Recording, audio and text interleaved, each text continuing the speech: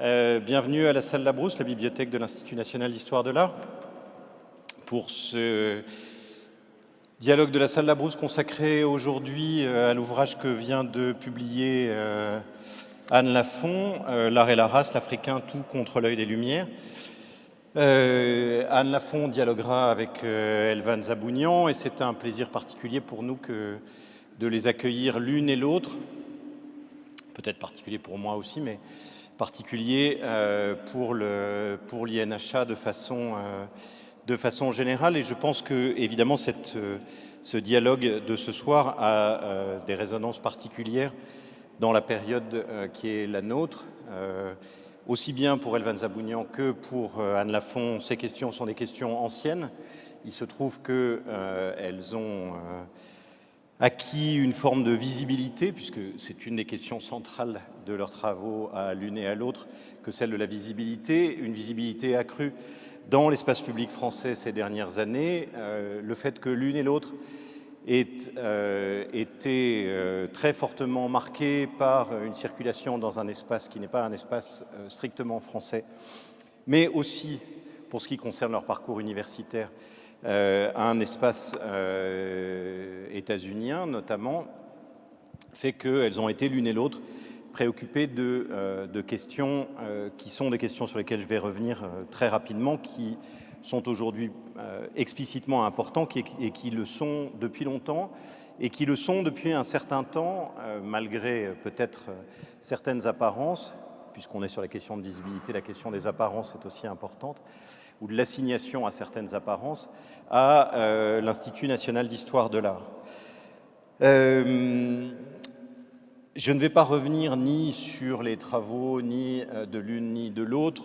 De façon générale, je pense vous en aurez un certain nombre d'échos dans la discussion elle-même, mais simplement dire que le livre de Anne Lafont, qui sera le centre du dialogue de ce soir, me semble particulièrement important parce qu'il correspond, j'essaye de le dire à ma façon, à une histoire des identités dans l'art ou à une histoire des visibilités dans l'art qui n'est jamais identitaire, qui est en permanence problématique, qui n'élude aucune des questions et aucun des problèmes, mais surtout ne les s'empêche très volontairement de les réduire à des simplifications qui peuvent avoir l'apparence de la radicalité, mais qui sont souvent des formes de confort intellectuel qui permettent parfois de mener des combats légitimes, mais qui ne permettent pas, me semble-t-il, que ces combats légitimes puissent se transformer véritablement en changement profond et de la société et de notre regard, puisqu'il s'agit bien ici d'histoire de l'art, de façon générale dans son travail. Donc ce livre porte, comme d'ailleurs le petit livre que Anne Lafont vient de publier il y a quelques mois maintenant dans la série DI, publié par l'Institut national d'histoire de l'art, le livre Une africaine au Louvre en 1800, la place du modèle. Ce livre porte plus spécifiquement sur la question de la visibilité de ce qu'on peut appeler, je pense que le dialogue montrera aussi que c'est une notion complexe, la race, de la façon dont ça renvoie à un certain nombre de stéréotypes, quelle que soit la façon dont on la regarde, et vient rejoindre dans le travail d'Anne Lafont des questions qui ont porté aussi sur le genre, et je pense en particulier à son livre sur le discours et l'écriture des femmes sur l'art en Europe à la fin du XVIIIe siècle et au début du XIXe siècle, ou aussi à des questions qui sont aussi des questions importantes lorsqu'on fait de l'histoire de l'art, qui sont celles des objets sur lesquels on travaille, et d'un élargissement de ces objets. Et je pense que c'est aussi l'occasion de dire que Anne Lafont a été l'une des pionnières de l'introduction des études visuelles en France, c'est-à-dire de cette manière de considérer qu'il n'y avait pas de raison de s'attacher uniquement, lorsqu'on était historien de l'art, à des objets ou à des images qui auraient été estampillés par d'autres comme étant de l'art, mais qu'il fallait travailler sur des régimes de visibilité qui étaient des régimes de visibilité complexes et extrêmement larges, avec des circulations entre ces différents régimes. Donc, il me semble y avoir une continuité très nette dans son travail. Si c'est un plaisir particulier pour nous aujourd'hui d'accueillir à la fois Anne Lafont et Elvan Zabounian, c'est parce que l'une et l'autre ont un rapport, on peut dire, relativement ancien avec l'Institut national d'histoire de l'art. Je passe sur les bourses qu'elles ont pu obtenir par ailleurs l'une ou l'autre, qui ont transité à un moment éventuellement par l'INHA. Mais plus particulièrement dans le cas d'Anne Lafont, parce qu'elle y a occupé des fonctions importantes, celle de conseillère scientifique. D'abord, pendant un certain nombre d'années, j'ai le CV, je pourrais vérifier le nombre d'années, mais ça va ralentir ma présentation. Puis, comme rédactrice en chef de la revue Perspective, et c'est vrai, pour ceux d'entre vous qui sont familiers avec la revue Perspective, qu'elle a introduit de façon extrêmement forte ces questions à l'intérieur de la revue Perspective. Avec Elvan, les rapports avec l'INHA sont aussi importants, notamment parce que, comme vous le savez, et c'est important de le dire dans cette salle Labrousse de la bibliothèque de l'INHA, c'est à Rennes que sont situées et gardées les archives de la critique d'art, qui sont depuis quelques années co-gérées avec l'INHA. L'INHA en est le propriétaire légal, mais elles sont gérées dans le cadre d'un partenariat avec l'Université de Rennes 2. Et il y a aussi, je ne vais pas rentrer dans les détails, des liens très structurels entre l'Université de Rennes 2, l'enseignement de l'histoire de l'art à Rennes 2, qui est particulièrement vivant, et l'INHA, depuis l'origine même de l'INHA, depuis le début des années 2000, avec une tendance à rapter les enseignants de Rennes à l'INHA, puis ensuite quand même de les remettre à disposition de leur alma mater et de leurs étudiants, on peut l'espérer. Voilà, j'ai été un petit peu long. Si je veux résumer, il me semble vraiment important d'insister aujourd'hui sur cette question de la manière dont on peut travailler sur la visibilité des identités, la construction de la visibilité ou la déconstruction de la visibilité ou de l'invisibilité.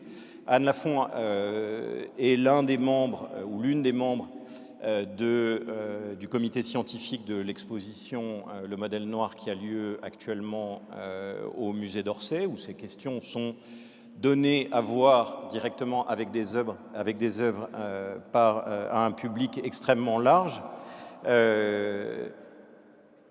Ça marque, me semble-t-il, dans l'exposition, si j'en juge parce que je connais de ses écrits, c'est effectivement d'avoir toujours tenu à complexifier les questions, à vraiment les poser, et à les poser comme des questions à la fois esthétiques et politiques, mais sans jamais les réduire, et je pense que c'est ce que nous allons pouvoir entendre ce soir dans leur discussion, enfin dans le dialogue qui va se nouer. Je veux remercier les organisateurs concrets de ce dialogue, à la fois Pauline Chevalier et Olivier Mabi du département des études de la recherche et du département de la bibliothèque et de la documentation de l'INHA, qui organisent l'ensemble du cycle des dialogues de la salle Labrousse, font les propositions d'invités, puis les invitent de façon concrète. Enfin, il y a toute une gestion qui est une gestion extrêmement importante, mais qui passe d'abord par une réflexion en termes d'histoire de l'art, le service des manifestations, le service des moyens techniques, et le service de la communication, et je vous laisse tout de suite la parole.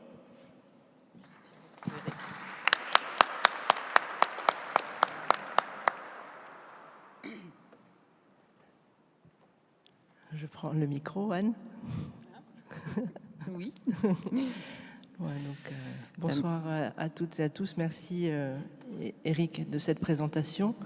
Merci aussi de notre part à Pauline Chevalier, Olivier Mabi de cette invitation puis organisation.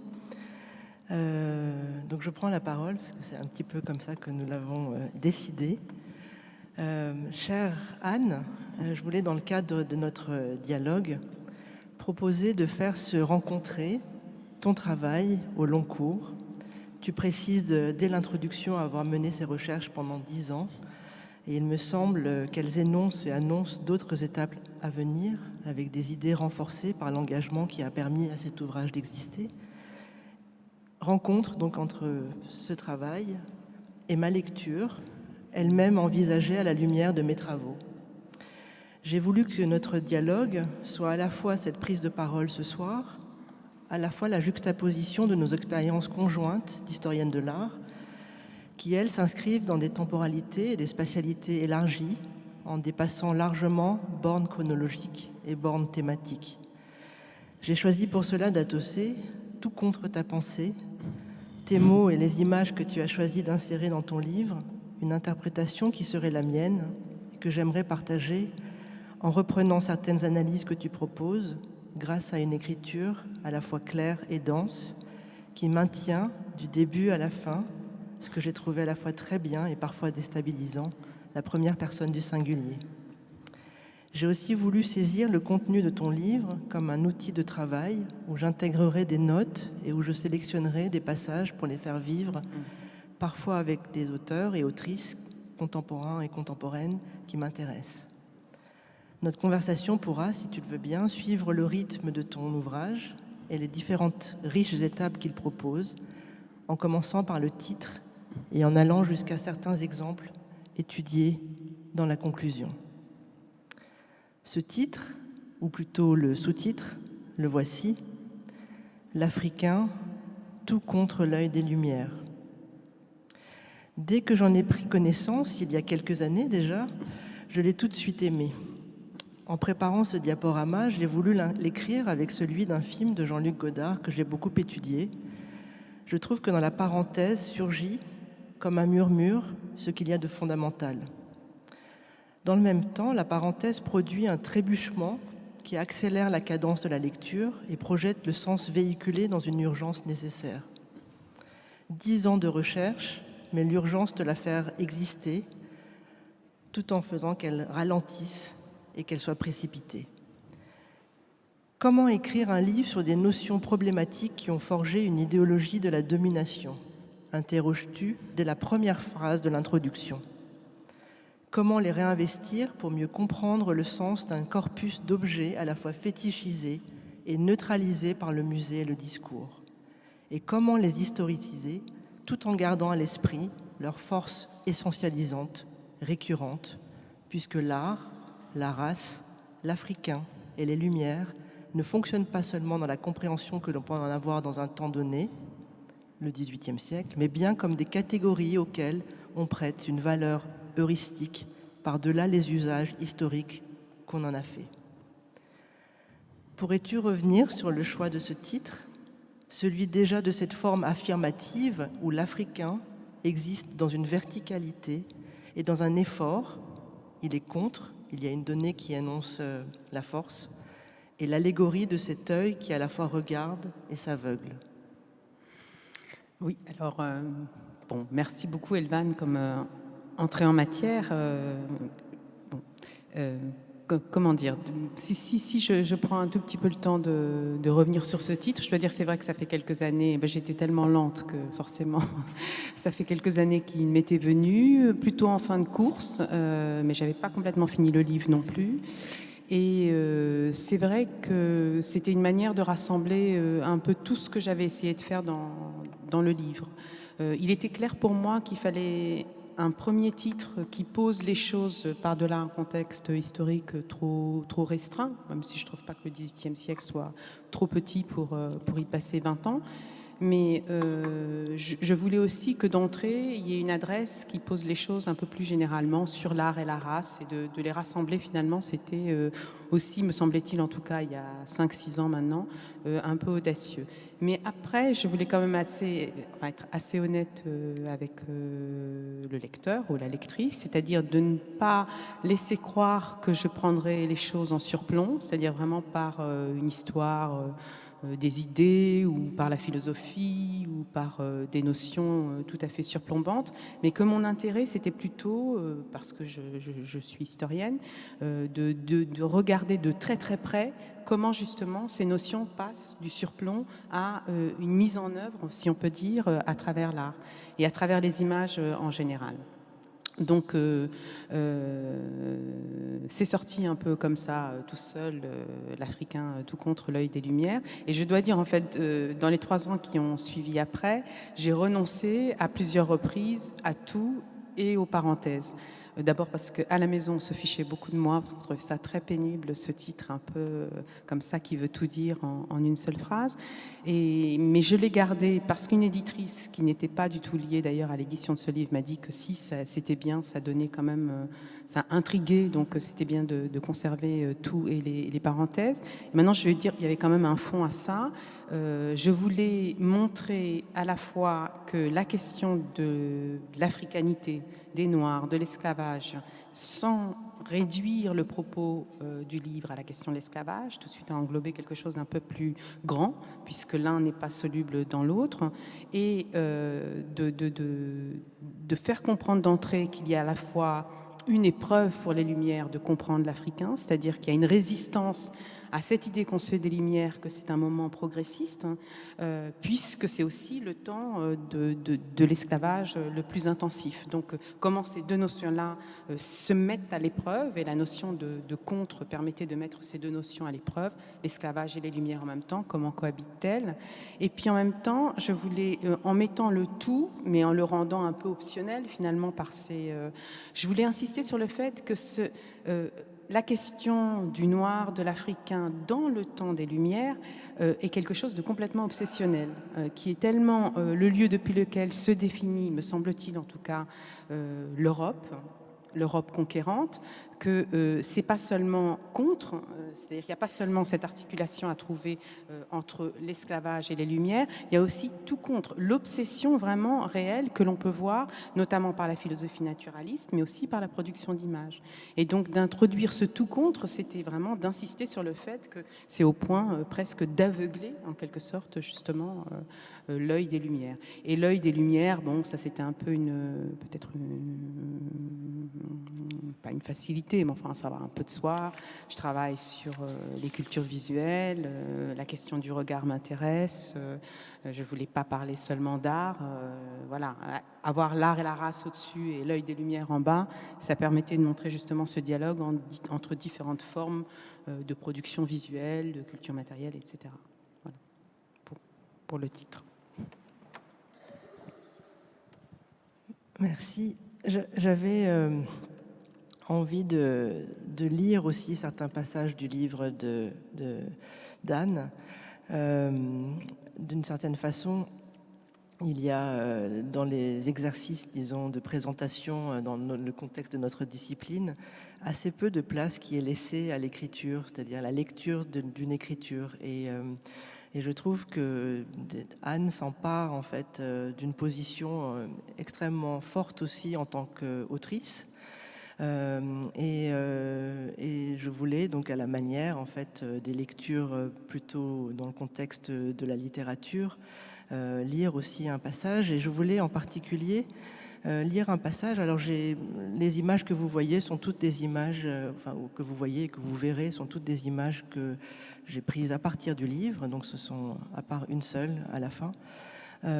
Et donc je voulais revenir en fait sur un élément qui est pour moi c'est tout au début, c'est dès le début de l'intro, c'est la page 15, sur la question de la couleur, évidemment, qui est très importante, mais aussi qui est une donnée picturale majeure. Comment est-ce que la couleur existe dans la peinture, sur la peinture, comme matériau qui va permettre aussi une composition par rapport en particulier au clair et aux obscurs. Et cette question est extrêmement forte dans ton travail, en particulier avec cette image, et puis celle-ci qui est plus loin, mais que j'ai pris la liberté de la rapprocher de l'autre. Le passage que je vais lire concerne en particulier ces deux tableaux. À la fin du XVIIe siècle et au début du XVIIIe siècle, un débat entre partisans du dessin ou poussinistes et partisans de la couleur ou rubénistes se déroula par conférences interposées au sein de l'Académie royale de peinture et de sculpture. Les revendications des partisans du coloris s'inscrivaient dans une dynamique politique de contestation de la suprématie stylistique de Charles Le Brun, premier peintre du roi, dont la tâche principale était de faire converger l'ensemble des artisans de l'image royale vers une forme lisible et autoritaire de sa souveraineté, au détriment d'une pluralité stylistique et politique de la pratique artistique. Dans ce contexte de fragilisation de l'hégémonie artistique du dessin, fragilisation plus théorique que pratique et hégémonie artistique peut-être plus imaginaire que réelle, les partisans des deux camps s'astreignirent à mieux définir l'essence et les pouvoirs de la couleur, ce qui donna lieu à de nombreux textes intéressants du point de vue des connotations culturelles de la couleur et de sa fortune dans le domaine social. Les peintres académiciens, à l'instar des deux Champaigne, de Nocré, de Blanchard et de l'amateur Roger de Pile, élaborèrent des discours visant à déterminer la spécificité de la peinture dans le recours même à la couleur. Pile renchérissait même en exposant que la couleur d'un corps était non seulement la condition de sa visibilité, mais aussi celle de sa distinction compte tenu de l'étendue des incarnats possibles. Selon de Pile, sans couleur, le corps n'eût été qu'une idée, qu'une forme, car Dieu, en créant le corps, a fourni une ample matière aux créatures de le louer et de le reconnaître pour leur auteur. Mais en les rendant colorés et visibles, il a donné lieu aux peintres de l'imiter dans toute sa puissance et de tirer comme du néant une seconde nature qui n'avait l'être que dans leur idée. En effet, tout serait sur la terre et les corps ne serait plus sensible que par le toucher, si la diversité des couleurs ne les avait distingués les uns des autres. Ici, évidemment, tu introduis le visible, le regard, qui va de nouveau revenir dans notre conversation un peu plus tard. Et puis, tu vas prendre comme exemple précisément le tableau que vous avez sur l'écran. La diversité de la couleur, dis-tu, de la chair, trouva également un supporter en Nocré qui rappelait que le génie du maître vénitien Titien éclatait au premier chef dans l'union des couleurs et leur gradation. Aussi, ce défi occupa les artistes tout au long du XVIIIe siècle, de Nattier, Mademoiselle de Clermont en sultane, à Ingres, et de Roger de Pile à Vatelet et Lévesque, qui, dans l'article « Couleurs » du dictionnaire des beaux-arts de 1788, écrivaient qu'il faut penser aux nuances différentes qu'exigent les objets divers. Les nuances ne sont pas les mêmes dans les chairs des hommes, des femmes, des enfants. Elles varient encore dans les différents individus du même âge et du même sexe, suivant la couleur qu'ils ont reçue de la nature, suivant le climat qu'ils habitent, la profession qu'ils exercent, l'habitude de vivre à l'abri de l'air ou d'être exposés à l'ardeur du soleil, à la rigueur des saisons. Cette préconisation de porter un soin extrême à la figuration de la peau, dis-tu, se développa concomitamment à l'intérêt porté au contraste du clair et du sombre. Philippe de Champagne inaugura la réflexion dans le cadre d'une conférence académique sur la théorie des ombres, dans laquelle transparaît clairement la collusion de la dynamique esthétique et de celle raciale.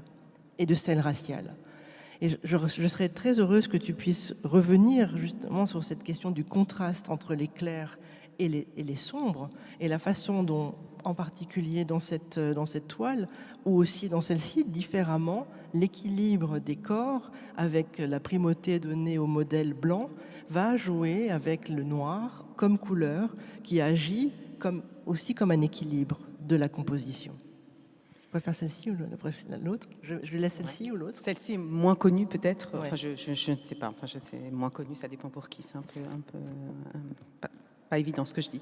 Non, alors oui, tout à fait. Ce que j'ai voulu travailler en introduisant finalement un retour sur d'abord les textes de l'époque et sur la manière dont ils ont conceptualiser finalement le rôle de la couleur comme une manière de qualifier finalement les individus et de les spécifier. Donc il y a toute une littérature académique, théorique, qui n'est pas a priori, je dirais, arrimée justement à la question raciale, mais qui tente quand même de définir dans la manière dont on distribue je dirais, l'ombre et le clair, selon une gamme hiérarchique. C'est-à-dire que si on n'est pas encore dans tout ce discours théorique que j'ai essayé de citer abondamment pour pas qu'on me fasse le procès d'avoir des visions, je dirais, anachroniques avec le XVIIe siècle ou le XVIIIe siècle. J'ai essayé donc de mettre de nombreuses citations et montrer à quel point la clarté se définit dans un mode élevé, je dirais, en termes de morale, en termes de représentation, et on va vers le sombre, même dans l'agencement finalement des tableaux eux-mêmes, pour faire figure repoussoir ou pour déterminer les marges. Mais il y a toute une réflexion vraiment sur la nécessité de composer, de répartir les couleurs dans un tableau qui me semble être en correspondance finalement avec le discours racial qui va se mettre en place au XVIIIe siècle. Et je ne veux pas dire par là, et c'est là où j'ai essayé d'être un petit peu clair, que les discours sur l'art, sur la couleur et sur le coloris, qu'il est à distinguer de la couleur dans le sens que c'est la manière dont on introduit l'ombre dans la couleur, dont on introduit les effets de lumière sur le sombre ou le clair d'un rouge, d'un vert, etc. Mais comment ce procédé finalement prépare, correspond, travaille en même temps la société finalement dans une conception de la race où le blanc est à un niveau, si je puis dire, élevé et le noir est à un niveau plus bas dans l'échelle sociale. Et c'était pour expliquer aussi qu'il me semble que dans les études que l'on peut mener sur la race et notamment dans le temps, il est très important de s'intéresser à la peinture, à la question de la visibilité. C'est-à-dire qu'il y a là toute une exploration finalement de ce qu'est la couleur sur le plan moral, sur le plan politique, sur le plan artistique aussi, qui participe de la construction d'une projection, d'une vision, d'une fabrication même de la société sur le plan racial. Donc il fallait mettre en parallèle ou en correspondance, je dirais, le discours purement théorique et travailler aussi avec un certain nombre d'œuvres d'art qui me semblent assez évidente, manifeste, dans la manière justement où se jouent les rapports entre noir et blanc, sur un plan que l'on pourrait lire de manière tout d'abord exclusivement stylistique, et qui est en fait une manière de renforcer, je crois, la construction d'une société racialisée finalement au XVIIIe siècle. Et il n'est pas surprenant que ces théories et ces œuvres apparaissent au moment même où justement le trafic négrier, l'esclavage se mettent en place. C'est-à-dire, je pense même que l'angoisse blanche née de la circulation, même forcée et contrainte, et du métissage, parce que c'est quand même ce qui arrive très très vite, impose de redéfinir au mieux le soi et l'autre, et le blanc et le noir, ou le blanc et le métissé, l'ombré, etc., comme on peut le voir peut-être encore plus précisément dans l'image d'avant, où on a vraiment un panel, je dirais, de couleurs de peau, finalement, qui vont au centre, donc Mademoiselle de Clermont, et graduellement jusqu'à la plus sombre sur les marges, finalement, du tableau. Et c'est 1733, c'est exactement l'année même où Linné publie son traité avec un système des races, si vous voulez, de philosophie naturaliste, où il fige les 4 races qui auront, comme on le sait, non pas une réalité, enfin je pense qu'elle est quand même bien entamée désormais, mais néanmoins une puissance a existé encore dans les imaginaires autour des jaunes, des blancs, des noirs et des rouges. Voilà, donc c'est à ce moment-là. C'est pour ça qu'il me semblait intéressant de regarder ce que fait la couleur au discours artistique et comment le fait de mettre en ordre la couleur, le fait de faire des recommandations sur comment se distribue le clair et le sombre dans un tableau, ça n'est pas complètement extérieur à ce qui se construit aussi, je pense, dans la société sur le plan de la race et dans une société européenne qui est à la fois, avide de ces conquêtes et de ces conquêtes aussi d'hommes et de femmes, et notamment noirs, mais qui est aussi en retour forcément menacée parce que ces hommes et ces femmes vont faire à la société européenne ou blanche telle qu'elle s'exporte, notamment dans les colonies. Donc c'était un peu l'idée de ce chapitre sur la couleur qu'on peut plus aussi, parce que là je le dis là dans le temple de l'histoire de l'art, c'est-à-dire mon intention c'était aussi de ne plus permettre qu'on puisse juste faire des travaux d'exégèse sur ces textes, qui sont par ailleurs passionnants, d'édition, de soins extrêmes portés à la transmission de ces formes théoriques, donc d'apprentissage propres au XVIIe et XVIIIe siècle, en évacuant complètement la dimension politique de ces textes-là, de ce qu'ils construisent, de ce qu'ils ont à cœur de construire même. Et dans ce sens-là, il fallait aussi que je prenne le temps de reprendre justement ces extraits si souvent cités, et dans une neutralité et une exemption finalement de la dimension politique, pourtant qu'ils drainent avec eux quand on les met en relation étroitement finalement avec des textes de philosophie naturaliste ou des textes même plus politiques. Que tu convoques évidemment pour appuyer à chaque fois tes descriptions en fait. Oui. C'est-à-dire que souvent... J'essaye en tout cas. Non mais j'imagine, j'ai fait ce livre en pensant toujours au procès qu'on allait me faire, un peu trop peut-être, mais du coup oui j'ai un peu bétonné l'avis adverse en mettant tout sur la table, le plus possible tout sur la table. Dans cette question de la représentation de la peau et de la couleur, il y a un corpus iconographique que j'ai découvert, que je ne connaissais absolument pas, que je trouve absolument magnifique. Donc j'avais repris cette citation que je trouvais aussi très, très emblématique de la façon dont tu travailles, c'est-à-dire qu'à la fois il y a une affirmation mais avec une grande souplesse, c'est-à-dire que les phrases... laisse au lecteur la possibilité de s'approprier tes idées tout en les gardant en soi pour poursuivre la lecture. Et donc cette question quand tu dis si j'ai finalement retenu cette notion de race, c'est que son absence de fixité catégorielle à l'époque des Lumières croisait évidemment la pluralité des occasions du surgissement de l'Africain dans les œuvres et les images. C'est ce que tu as dit précédemment, mais cette absence de fixité dans le contexte d'une histoire institutionnelle dominée par des discours qui sont liés au pouvoir, permet cette échappée, en fait, d'une certaine façon. Et donc, dans ce corpus... Alors là, je crois que tu dois prendre beaucoup de précautions, parce que je pense que ce sont des images qui vont quand même choquer. Et celles-ci et celles qui viennent. Donc peut-être juste prendre un temps juste pour le dire. Et c'est des images un peu difficiles. C'est des images de maladie, en fait, ou considérées comme telles. C'est à réfléchir d'ailleurs. De ce qui est reconnu comme des pathologies. Que j'entoure de... Je me permets juste, Evan, parce que je pense que ça peut un peu choquer. J'allais parler de la maladie, justement, de cette maladie en particulier. D'accord. Bon, bah alors si tu le fais, juste, voilà, il y a 5-6 images qui sont très importantes dans le livre, mais entourées d'un vrai discours, qui ne sont pas balancées par justement, c'est pour ça. En fait, c'est ce qui était que j'ai trouvé très fort. C'est pour ça que j'ai voulu l'approfondir. C'est que donc ces images, je vais vous les présenter. Sont des images qui remontent. La plus ancienne présentée, c'est 1777, qui présente en fait donc des corps plutôt jeunes, des enfants ou des jeunes adolescents, qui sont, celui-ci est peut-être le plus âgé.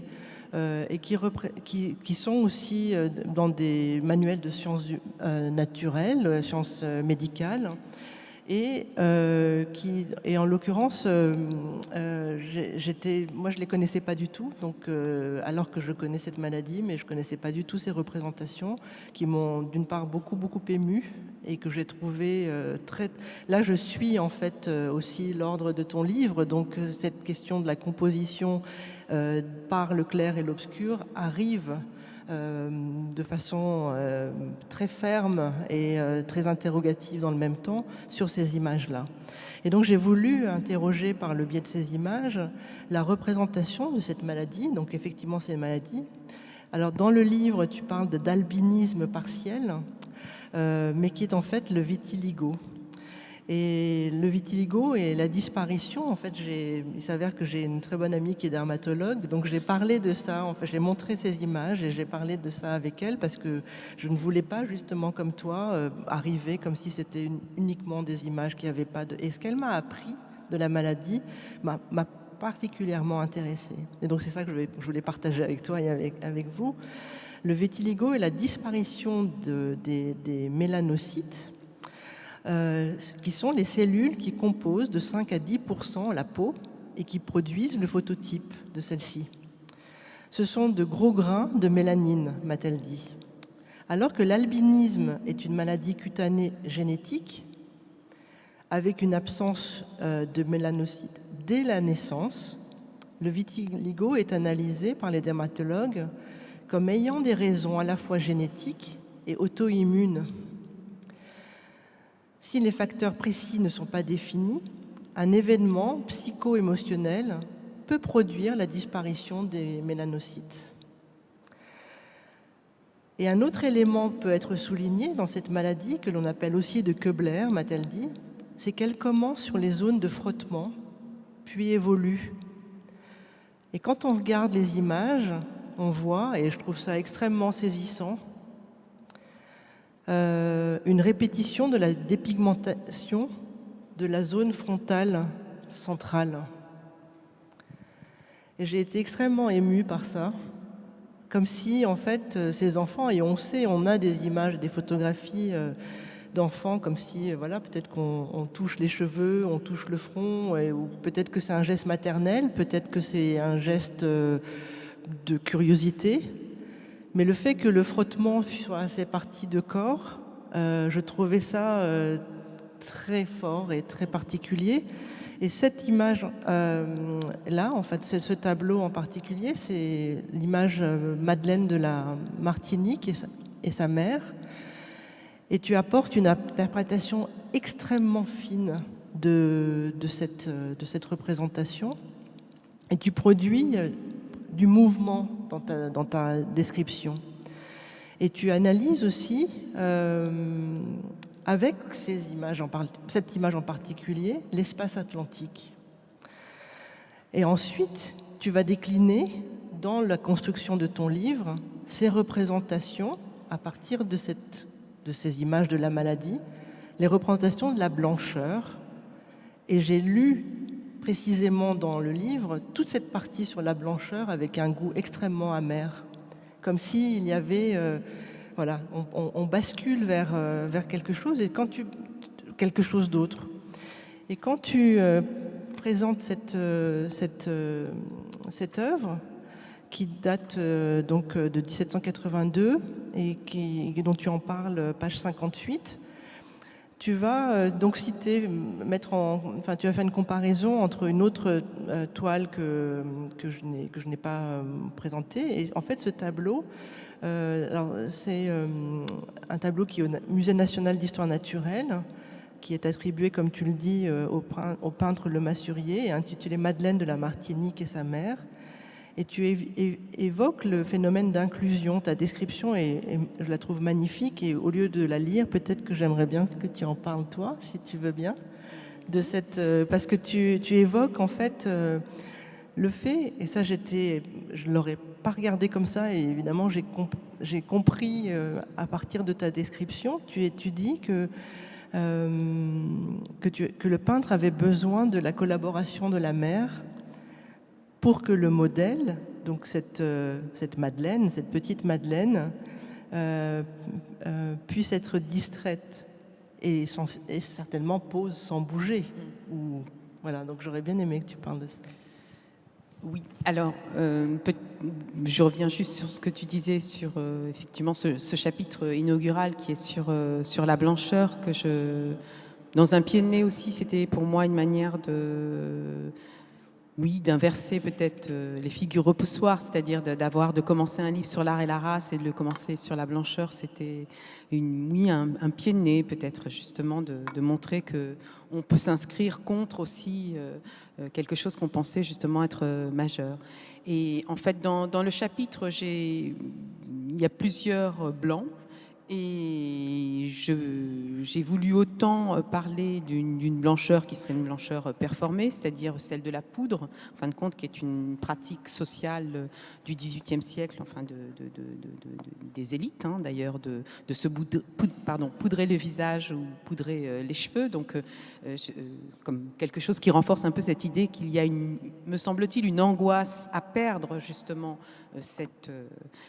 cet apanage et donc de devoir le renforcer. Bon, ce qui est intéressant dans ce tableau-là que nous montre justement Elvan, et qui est un travail qui a été fait d'ailleurs par une chercheuse allemande et américaine décédée depuis, Angela Rosenthal, elle expliquait même que pour parachever la question de la blancheur, il fallait renforcer aussi le rouge aux joues, qui était le signe de l'émotion qui passe chez les Blancs et qui s'affiche sur le visage comme une forme de transparence et de lisibilité finalement de ce qui se passait à l'intérieur du corps ou à l'intérieur de la tête. Et que précisément les Noirs n'étaient pas traversés par ce genre de spasmes, si on peut dire, colorés, et que c'était la preuve qu'on ne pouvait pas leur faire confiance. Et ça, on retrouve tout ça dans la littérature, notamment de Jefferson.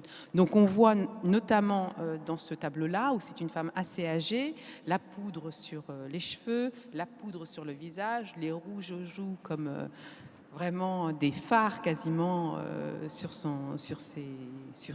joues, précisément. Et je voyais ça aussi comme peut-être une perte un peu de l'éclat que l'on peut avoir lorsqu'on en est jeune, et donc devoir renforcer encore cette blancheur à travers ce rouge-là. Donc ça, c'était la première partie de ce chapitre sur les Blancs, où je voulais un petit peu montrer que ça n'est pas plus naturel d'être blanc que d'être noir, et encore, il faut un certain outillage finalement pour maintenir cette couleur devenue identifiante, si on peut dire, chemin faisant tout au long du XVIIIe siècle. Et en parallèle, ce qui m'intéressait aussi, c'était de travailler autour effectivement des différentes formes d'albinisme. Et tu as tout à fait raison, enfin, c'est pas le terme médical de parler d'albinisme partiel, mais à l'époque, on trouve encore cette forme, je dirais, mal définie de confondre albinisme et vitiligo. Et donc, ce qui est intéressant, c'est qu'alors que se met en place un système de compréhension du monde qui est celui des 4 races, des 4 couleurs de peau, comme organisant finalement la diversité humaine, on a les albinos et on a les personnes atteintes de vitiligo qui renversent tout ce qu'on a pu échafauder comme système assez rassurant d'organisation justement du monde. Et donc, les albinos et les personnes atteintes de vitiligo donnent lieu à une grande quantité de tableaux, de pastels aussi, le pastel qui était aussi le médium par lequel on pensait qu'on pouvait mieux représenter la peau humaine, donc de dessins, d'aquarelles, de gravures, qui cherchent à fixer, et c'est pour ça que je parlais de fixité catégorielle, cette étrangeté qui met à bas finalement tout le système qu'on vient d'élaborer. Parce que comment un noir peut-il être blanc et plus blanc que le blanc normal? Enfin, il y a toute une littérature, Buffon en est un des exemples, mais il y a Maupertuis, il y a d'autres auteurs, d'autres philosophes naturalistes ou historiens naturalistes qui tentent de faire le tour de cette résurgence finalement. Et alors, c'est très intéressant d'ailleurs, en tout cas pour Buffon, j'y tiens, c'est pas Buffon, c'est Buffon. Pour Buffon, je ne pense pas, en plus c'est quelqu'un de tout à fait intéressant. Pour Buffon, la manière de résoudre ce problème finalement dans ce système si bien échafaudé des races, et le problème donc du monogénisme, c'est-à-dire que l'on fait source commune en tant qu'être humain autour d'une même espèce, il explique que les albinos sont la preuve que la race première est la race blanche. Et ils ressurgissent de temps en temps dans les peuples noirs pour nous rappeler que c'est une dégénérescence d'être noir et qu'à l'origine, tout le monde était blanc. Donc il y a de nouveau récupéré par un contexte théorique très, très agile, très répondant, et qui permet de réconcilier finalement ce système des races avec finalement le monogénisme qui était la croyance philosophique compatible avec justement la Bible tout simplement. Parce que si on commence comme Voltaire à penser qu'il y a plusieurs espèces humaines, qu'il n'y a pas de souche commune, on est en contradiction avec la Bible. Donc tout ça donne lieu à toutes sortes de discours, mais aussi à une production graphique et picturale censée, livrer la preuve et le témoin finalement de la démonstration qui est en train de se faire. Donc du coup, j'ai un peu perdu le fil de ta question, mais qu'est-ce qu'on voyait d'autre comme... Non, c'était ça, c'était cette question. Non, parfait, cette question évidemment de la blancheur et de voilà la façon dont tu as construit ton analyse. Ah oui, pour Madeleine, juste pour la remontrer. Oui, non, ça peut-être c'est intéressant à dire un petit peu plus précisément pour Madeleine. C'est-à-dire que ce que j'ai voulu montrer, pourtant elle était avant, oui. Ce que j'ai voulu montrer à travers elle, c'est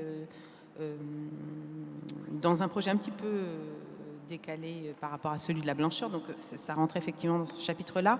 Mais ce que je voulais montrer, c'est comment, et ce qu'on a essayé de faire aussi un petit peu dans l'exposition Le Modèle Noir, de quoi témoigne un tableau. C'est-à-dire essayer de comprendre quel est le cabinet du savant qui organise la venue de certaines personnes, qui a un objectif ou clinique, ou scientifique, ou une curiosité, ou un goût pittoresque. Comment il s'organise pour amener les gens à tenir la pose qu'ils souhaitent documenter et comment s'y prendre.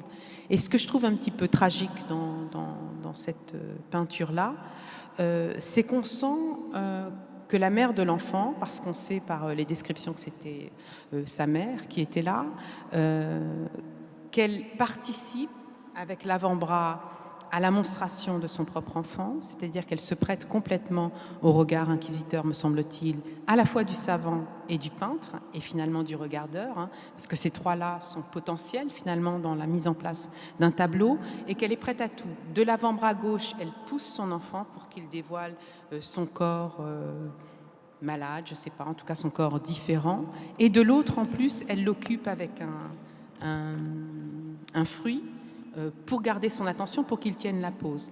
Et il y avait quelque chose pour moi, en plus cette femme qui porte la culotte bleue qui est celle des esclaves, qui est mal habillée dans le sens où vous savez peut-être que les esclaves aussi avaient le droit à un lot d'habits fournis par les maîtres qui étaient souvent pas du tout ajustés bien évidemment et pas très de matériaux pas très doux, pas très sophistiqués. Donc on sent qu'elle n'est pas très bien habillée, mais qu'elle a complètement internalisé, je dirais, l'enjeu posé par le regardeur, savant, artiste, éventuellement spectateur. Et je trouve qu'il y a quelque chose de très triste d'exposer comme ça ses enfants, de les prêter à ce jeu-là. Je ne juge pas moralement, je ne dis pas que c'est une mauvaise mère, de moi cette idée-là. Ce que je veux dire, c'est que l'image témoigne de cette collaboration nécessaire de quelqu'un qui est en situation probablement de liberté très très relative, de prêter même son propre enfant à ce jeu qui est celui d'un regard quand même assez inquisiteur, qui est celui de la science, de la connaissance, ça c'est l'alibi, qui est celui de l'art, qui est celui de l'artiste, mais néanmoins qui l'amène dans ces deux mouvements, visibles en tout cas dans le tableau, à collaborer finalement avec ces regardeurs-là. Et là, je trouve que ça n'est pas toujours le cas, ça n'est pas aussi manifeste dans tous les tableaux, mais dans celui-ci, avec cette poitrine presque dénudée, tout ça, je trouve ça un petit peu triste, à vrai dire.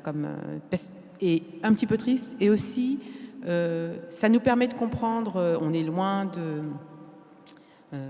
la représentation, je dirais, de l'esclavage, du monde de la plantation, mais toute la violence extérieure, au-delà de ce petit cabinet de fabrique de ce tableau-là, est quand même présente par ces deux personnages qui sont présentés ici. Voilà, je trouve que c'est un tableau un peu fort sur ce qu'il dit de ce qu'a été aussi cette curiosité, cette science guerrière, cette science virile comme ça, de savoir, de comprendre, et à quel point aussi, je dirais, et ça je l'ai développé dans un autre cadre que celui du livre, on est là vraiment à la limite de ce que sera le travail de science en cabinet, et bientôt la monstration de ces corps, en fin de compte, passera du côté des foires et de ce que Blanchard a appelé notamment les os humains. C'est l'ultime moment où le cabinet s'ouvre et on va basculer finalement dans une forme de monstration qui sera celle aussi de Saartjie Baartman, dite aussi la Vénus Hottentote. Voilà.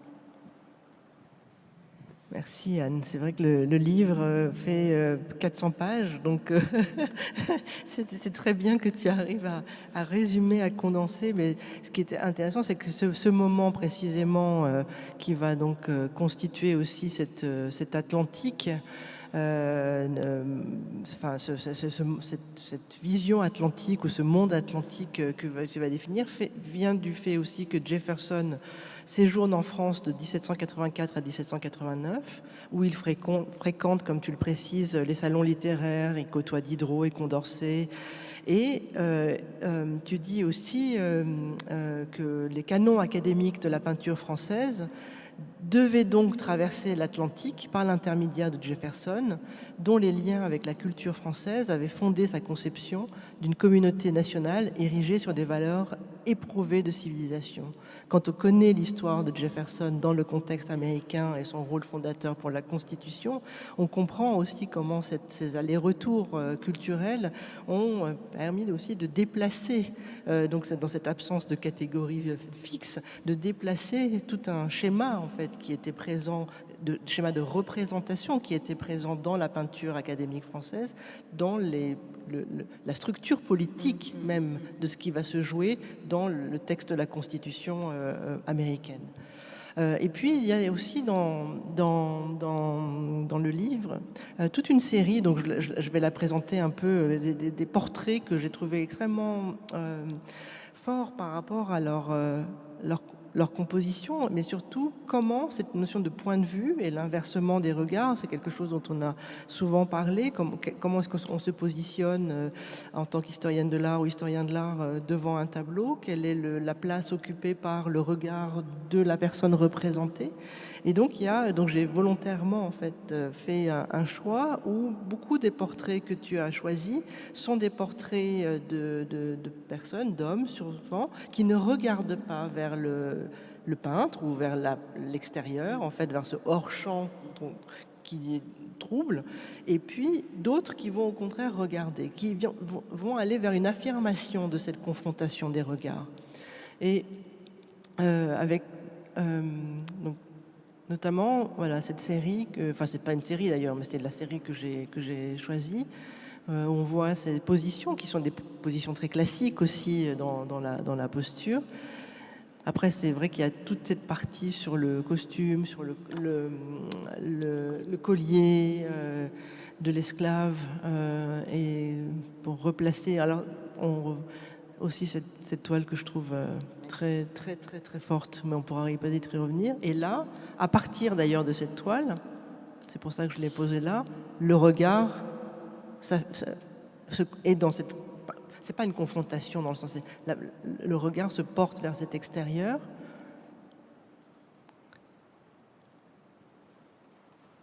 Et justement, dans cette question, cette affirmation, pour moi, quand je lisais ton livre, on la retrouve de façon très très précise avec toute la partie sur... ah oui, alors ça, j'ai oublié cette image que j'ai beaucoup aimée. Est-ce que tu pourrais revenir sur l'usage de la craie ou du pastel un tout petit peu, parce qu'on n'a pas beaucoup de temps pour développer sur cette question de la technique, mais c'est le fait que ça soit de la craie, donc cette forme, friabilité, cette question éphémère, c'est-à-dire que la craie, on peut l'effacer du toucher. J'ai trouvé, voilà, c'est pour ça que je l'avais mise en... Oui, c'est un dessin de Ducreux qui est à New York. En fait, ce qui est intéressant aussi et je dois donner ça vraiment à mon amie Melissa Hyde, qui est pas seulement mon amie, qui est l'amie de beaucoup de gens dans cette salle, qui m'a envoyé ce dessin en fin de course, mais j'ai pas pu m'empêcher de l'introduire aussi. Et d'autant que ce qui est très intéressant, c'est que justement, d'abord, on a un noir poudré, donc c'est intéressant de voir comment les canons de la beauté, de la convention surtout sociale, surtout la convention sociale, se transmettent et signent le processus à la fois d'individualisation, mais aussi de civilisation en termes d'assimilation finalement, et comment la craie est forcément ce qui se rapproche le plus de la poudre elle-même dans le cadre justement de signifier ce maquillage, pour le dire très simplement, qui était en vogue donc tout au long du XVIIIe siècle. Après, ce qui est intéressant précisément dans ce dessin-là, c'est la complexité des médias finalement pour fabriquer de la peau noire. Et et c'est un des rares cas de dessin, je trouve. Les dessins de Watteau sont magnifiques, mais c'est encore autre chose. Ce sont des dessins aux 3 crayons. Celui-ci reprend le caractère un peu luisant que l'on peut retrouver chez certains noirs et réussit à le rendre, enfin le représenter de manière, il me semble, assez exceptionnelle. Alors, peut-être la deuxième chose sur laquelle j'ai un petit peu accentué le travail dans le livre aussi, c'est la question du pastel, mais parce que le pastel, parce qu'il y a un portrait d'albinos au pastel, et là, se retrouver finalement dans ce défi, le pastel étant reconnu comme étant aussi cette matière non fixée, non lissée, qui permettait de représenter l'aura finalement physique, hein, oui, voilà, de la peau, absolument. Je trouve que le fait que Perroneau ait choisi ce médium-là pour se confronter à une étrangeté épidermique qui est celle de l'albinos, c'était tout à fait intéressant. Donc c'est un peu, je dois dire, je ne fais pas une histoire des techniques si affinées dans le livre, mais je me pose, comme pour les Carmontel, je me pose quand même la question à chaque fois de ce qu'apporte l'aquarelle, la gravure, la peinture, le pastel, etc., de spécifique dans le défi de la représentation des Noirs. Parce que ces modalités-là même fabriquent finalement de la diversité dans les modes de représentation des Noirs. Et ce que je trouve intéressant, c'est que dès le XVIIIe siècle, on a non seulement des traits, je dirais, ethniques très différents, la notion de noir et d'africain couvre un ensemble, je pense toujours à... Par exemple, à celui qu'on appelait, enfin le page de la Dubarry, qu'on appelait à l'époque aussi le nègre de la Dubarry, qu'on voit, où on a plusieurs tableaux qu'on intitule comme ça, où ce sont des traits, en fin de compte, plutôt d'Afrique. Or, on savait qu'il était malgache par ailleurs. Donc, il y a l'africanité ou les formes de noirceur, finalement, sont rien de figé. Et c'est vrai sur le plan ethnique, mais c'est vrai aussi sur le plan médiatique. Donc, il y a toutes sortes de trouvailles. Comment, par exemple, Rembrandt, pour être dans une période un petit peu plus antérieure, fabrique une négresse, c'est le mot qu'il emploie, ou du moins qu'on emploie pour se référer à cette gravure-là, dont... dans une gravure en noir et blanc, qui utilise essentiellement le croisé pour fabriquer de l'ombre, mais dont la majeure partie du visage n'est absolument pas colorée, c'est la réserve de la feuille.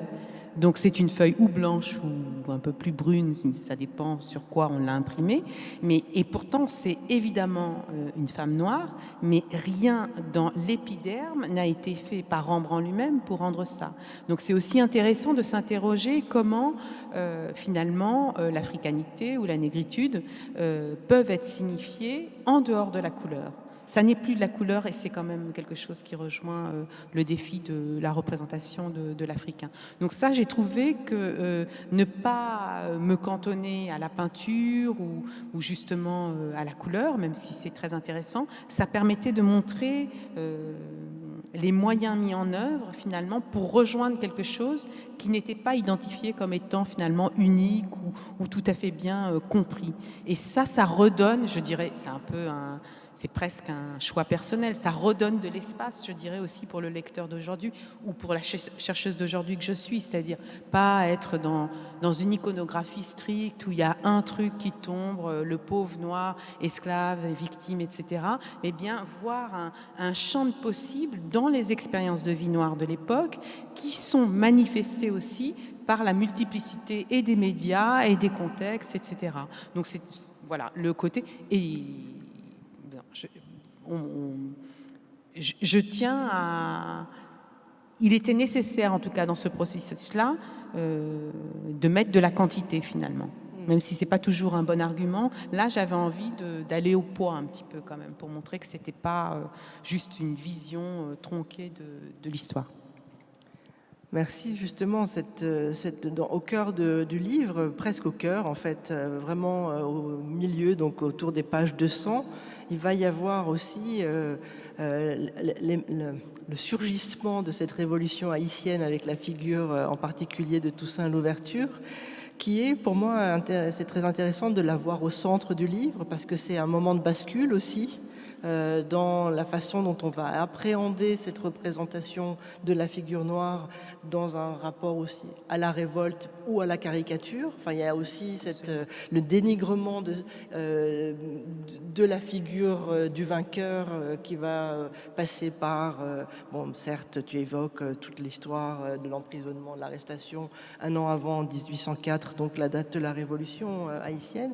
Et puis, il y a aussi de façon extrêmement sensible, parfois assez drôle, tu vas insister sur la représentation donc de Toussaint Louverture. Pas seulement Toussaint Louverture, mais donc j'en montre quelques-unes. Et puis ça m'a tout de suite fait penser à... le temps file et justement il y a toute une histoire autour des pendules, donc je vais quand même pas trop prendre le temps par rapport à ça, mais ça m'a fait penser à la description que C.L.R. James fait de Toussaint Louverture dans les Jacobins noirs, d'un homme que je trouve assez fabuleuse, où il dit l'homme qui décidait si délibérément de se joindre à la Révolution. Donc C.L.R. James écrit son livre en 1938, et avec dans un chapitre qui s'appelle Les masses de Saint-Domingue commence. Il dit l'homme qui décidait si délibérément de se joindre à la Révolution était âgé de 48 ans, âge avancé pour l'époque, au poil gris et partout connu sous le nom de Vieux Toussaint. C'est lui qui fit sortir du chaos de Saint-Domingue les fondements d'un État noir qui dure encore. Dès l'instant où il rejoignit la Révolution, il en devint un leader et parvint au premier rang sans contestation sérieuse. Et donc il parle de cette force physique. Et il dit notamment, et ça j'adore ce moment, c'est pour ça que je voulais voir, un trait de son caractère important pour l'avenir, c'est qu'il n'avait jamais été dressé. Il n'avait probablement jamais été fouetté depuis son enfance comme tant d'esclaves l'avaient été. Il nous dit lui-même que sa femme et lui avaient été de ce petit nombre de chanceux qui avaient acquis une modeste aisance et vivaient en parfait accord, satisfaits de travailler le petit terrain qu'on laissait cultiver aux esclaves. Mais surtout, il va évoquer la façon dont cette force physique, il dit, dès l'âge de 12 ans, il surpassait en exploit athlétique tous les garçons de son âge sur la plantation. Il savait nager dans un flot dangereux, sauter sur un cheval en plein galop et en faire ce qu'il voulait. À 60 ans, il était encore le meilleur cavalier de Saint-Domingue. Et donc cette description en fait de C.L.R. James va produire, quand je lisais, j'ai tout de suite pensé à ça, et quand je te lisais, parce que toi aussi, tu parles de cette...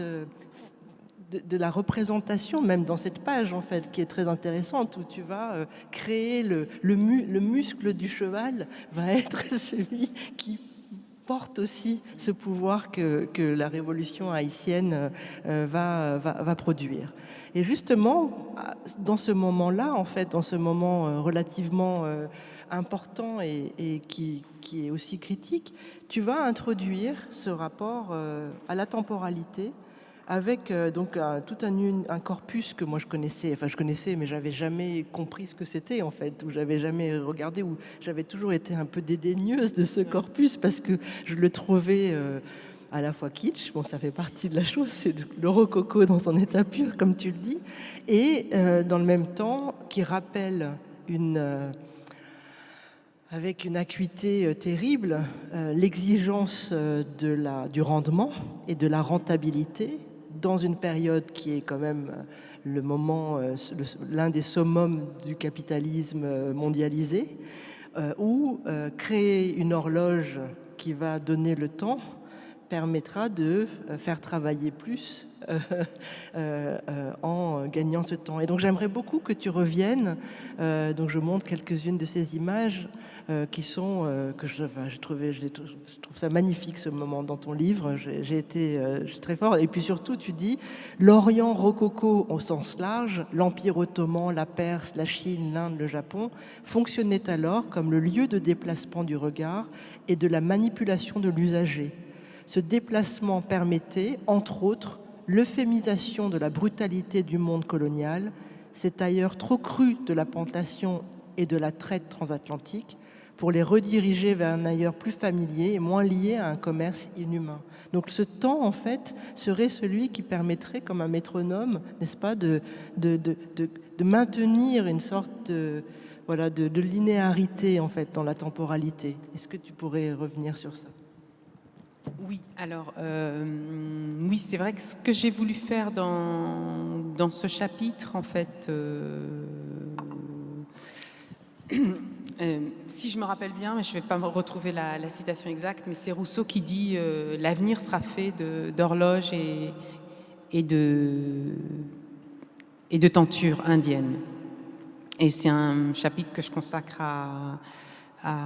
il dit ça de son point de vue donc suisse, où effectivement l'horloge et le textile font partie des activités majeures et comment dire rentables de la Suisse. Et j'ai voulu en fait mettre en correspondance les inventions technologiques relative du XVIIIe siècle, et notamment la maîtrise de plus en plus fine du temps, avec les représentations de plus en plus, je dirais, édulcorées de l'exploitation des corps laborieux, en l'occurrence de ceux des esclaves. C'est-à-dire qu'il y a une iconographie très courte dans le temps, qui est finalement à la fin de la Révolution française, si on peut dire la fin de la Révolution française en tous les cas, la fin des années 90 du XVIIIe siècle, et jusque 1820, un moment phare de cette production d'objets qu'on appelle les pendules au nègre, où dans ce moment aussi napoléonien, on tente de mettre en avant les qualités justement technologiques liées à la maîtrise de l'horloge, sachant que depuis un siècle, maîtriser le temps, son calcul au plus juste, c'était un enjeu très fort dans la navigation, puisque c'était le moyen de se repérer dans les mers. Donc il y a, avec le commerce atlantique et la traite négrière, un lien très étroit entre les deux. Et je trouvais assez surprenant qu'on a des petites scènes angéliques, pittoresques, doucereuses, d'un noir en train de fumer un petit peu de tabac, porter un petit ballot de coton, etc., qui fait l'iconographie orientalisante, c'est pas le mot, mais dans le sens pittoresque, exotique, je dirais, à la fois pour le bas-relief, mais aussi pour les figurines en 3 dimensions qui sont au-dessus de l'horloge, et penser que pourtant la maîtrise du temps est celle, parmi les inventions, avec la machine à vapeur, etc., fait partie des inventions qui vont accélérer finalement des formes, oui, capitalistes d'exploitation du nord sur le sud, etc. Donc on a là une intuition vive, je dirais, de ceux qui ont inventé, et là le nom m'échappe, mais il est dans le livre, de celui qui a inventé comme ça ce pendule au nègre à la fin des années 90, qui met les jalons sur ce que va devenir, je pense, le 19e siècle dans le rapport entre exploitation des corps, invention technique, capacité à exploiter le territoire aussi, et notamment par les mers, mais aussi bientôt par les terres avec le train. Tout ça est de manière très condensée et présenté avec un argument assez léger finalement, qui n'est pas du tout celui du corps exploité, violent. C'est vraiment des petites scénettes avec des corps tout luisants, tout beaux, des scènes de baisers, etc. Donc voilà, je trouvais que ça faisait partie de formes aussi de représentation de ces vies noires assez hypocrites, et assez typique finalement d'une manière de neutraliser la violence de la colonie au loin en la faisant entrer quand même dans les intérieurs bourgeois, plus bourgeois qu'aristocratiques en 1800, parisiens ou dans les métropoles. Donc il y a quand même toujours l'envie de montrer le lien qu'on a avec la colonie prospère, avec tout ce qu'apporte en termes d'épices et autres la colonie, mais en même temps en détournant par des motifs pittoresques, anodins, et en mettant au cœur la maîtrise de l'horloge, de l'heure, comme jalon de la conquête des mondes, en fait. Voilà. Merci beaucoup, Anne. J'avais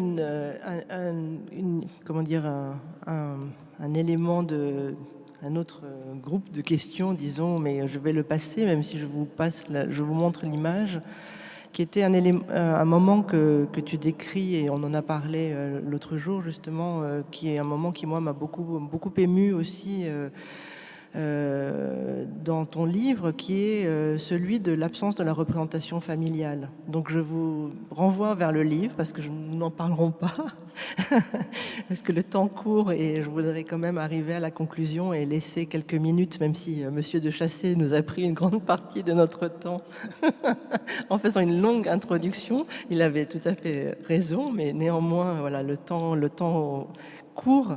Donc j'aimerais quand même conclure avec quelques éléments comparatifs, disons. Et donc cette question de la rupture généalogique ou de l'intemporalité, de l'arrachement, le terme d'arrachement qui est important, mais dans le même temps, tous les portraits, en particulier les portraits sont montrés, sont dans une forme d'isolement, c'est-à-dire ce rapport à l'isolement qui est aussi toute une histoire du déplacement, de la traite, etc. Donc je passe cette étape, mais c'est dans le livre, pour arriver en guise de conclusion à cette phrase que j'ai trouvée assez incroyable, très culottée, je dois dire, mais j'ai beaucoup aimé. La phrase est dans le livre, pas l'image. Oui, bien sûr, c'est ce que j'allais dire. C'était la seule intervention, enfin, qui n'est pas dans le livre, mais je voulais en fait essayer de voir quelle était la nature morte à cette période. Donc là, c'est Chardin, qui est au Louvre. Et puis surtout, en fait, je me suis dit, je vais choisir une image, mais à chaque fois, il y a un couteau qui apparaît de façon très très précise, en équilibre, mais planté quand même. Et donc cette phrase, quand tu dis le ver n'était pas enfoui dans la pulpe, il pointait sa tête ingénue à la surface, et si l'on veut filer de la métaphore biologique, il se multipliait au point de se retrouver dans chaque fruit du panier du verger, page 398. Il faut continuer à lire la page parce que le reste de ou en tout cas ce que ça explique, c'est ce doute à un moment donné qui est celui, je reprends quand même, une toute petite phrase complètement innocente qui dit « Échec de l'art des Lumières ?» point d'interrogation. Et donc cet art des Lumières serait, à partir de là, donc cette phrase suit de près ce moment où tu vas décrire de façon très précise ce qui pour toi mène à cette pourriture presque d'une situation historique qui doit être pointée grâce à ce ver qui se balade. Et puis, la toute dernière image, ou une des toutes dernières images qui se trouve page 408 du livre, qui est ce travail absolument extraordinaire qui s'appelle La Revanche du Nègre, donc de Fuseli. Et puis, ta description est très belle, donc je renvoie aussi au livre, mais peut-être que tu pourras en dire quelques mots pour le choix de cette fin, en fait, de montrer cette image.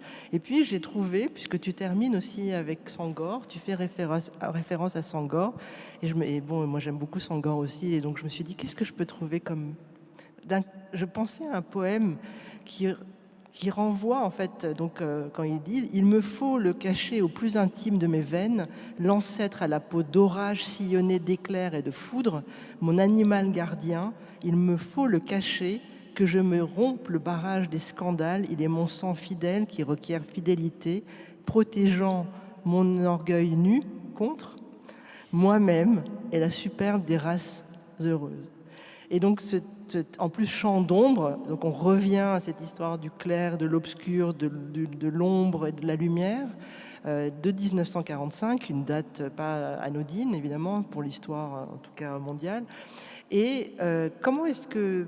Et puis, la revanche du nègre, 1806, évidemment, en lien direct avec la Révolution haïtienne. Comment est-ce que cette toile, enfin, qui est donc à Hambourg, à la Kunsthalle de Hambourg, arrive comme... Et je trouve que cette peau d'orage sillonnée d'éclairs et de foudre, donc le poème de Senghor, renforce cette toile. Comment est-ce que tu as décidé de terminer avec toute cette... parce qu'on n'est pas justement dans cette chronologie nécessairement. Tu fais des allers-retours, parce que tu en parles aussi plus en amont dans le livre, et là, ça arrive avec l'image. Parce que les allers-retours des figures, les renvois sont très intéressants dans le livre aussi.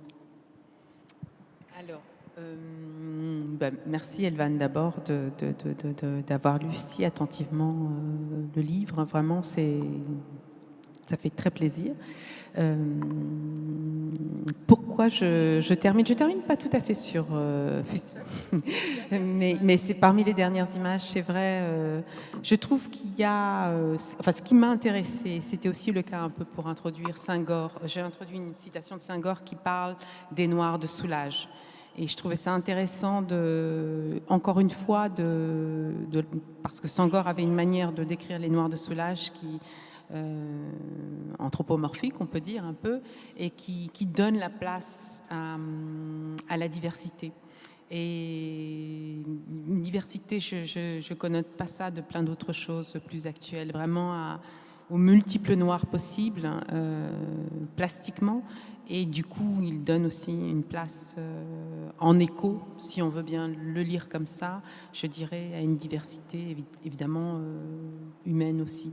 Et puis le fuselige, c'est une, comment dire, c'est une adresse bienveillante et en même temps polie pour l'avenir, je trouve, de la part de ce peintre, parce que voilà, on peut pas.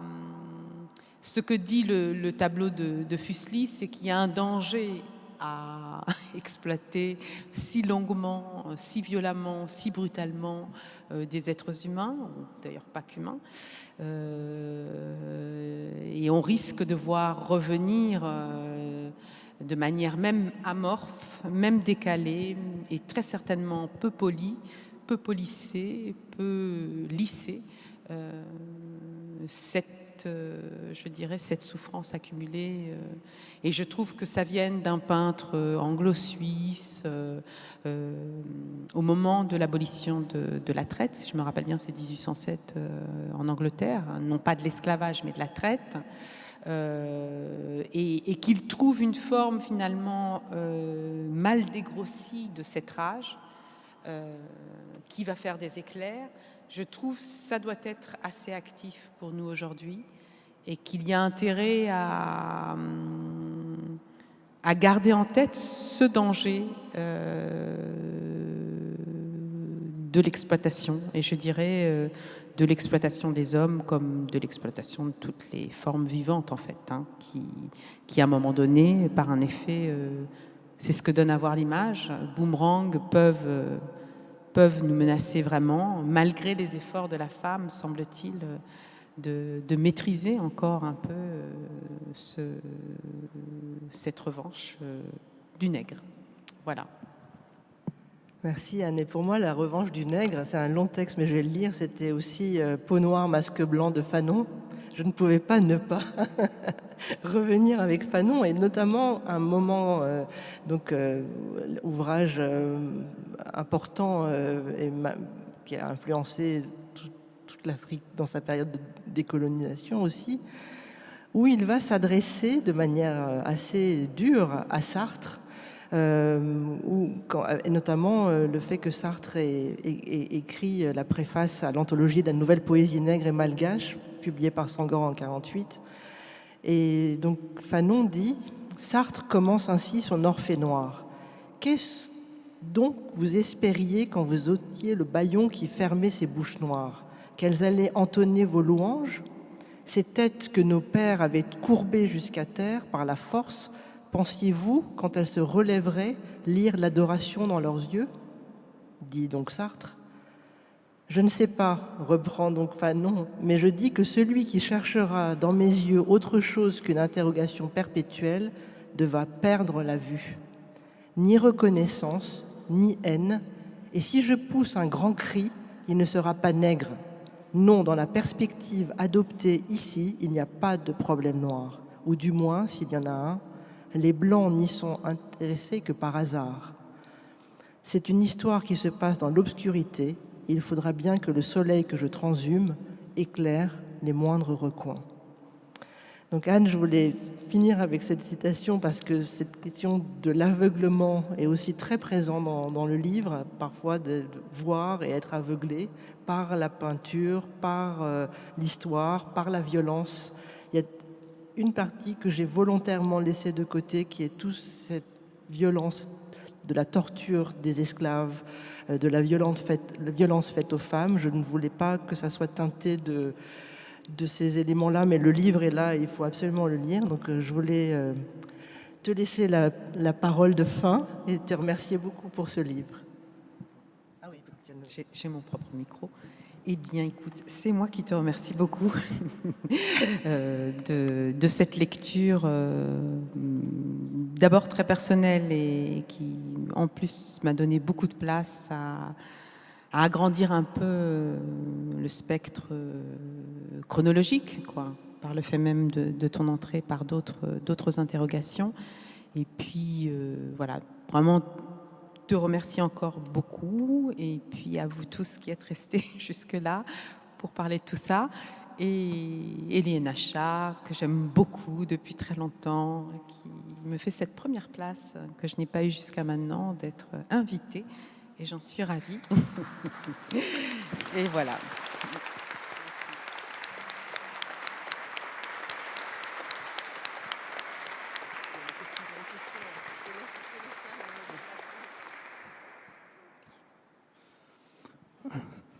On a le temps pour quelques questions. Et je voulais aussi signaler que l'ouvrage dont on a parlé est en vente à la sortie de la salle, ainsi que l'autre ouvrage d'Anne Lafont sur une Africaine au Louvre. Et vous donnez rendez-vous aussi pour la dernière séance avant l'été, le jeudi 20 juin, où on parlera de la signature du peintre avec Charlotte Guichard.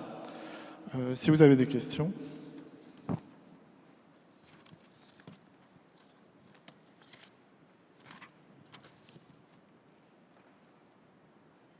Ils ont tout compris. C'est pas obligatoire non plus. On ne sortira pas tant qu'il n'y a pas eu 10 questions. Si vous voulez manger. Alors merci encore. Et... c'est très bien sans question aussi, en fait. C'est très bien, sans question. Merci encore et bravo. Merci.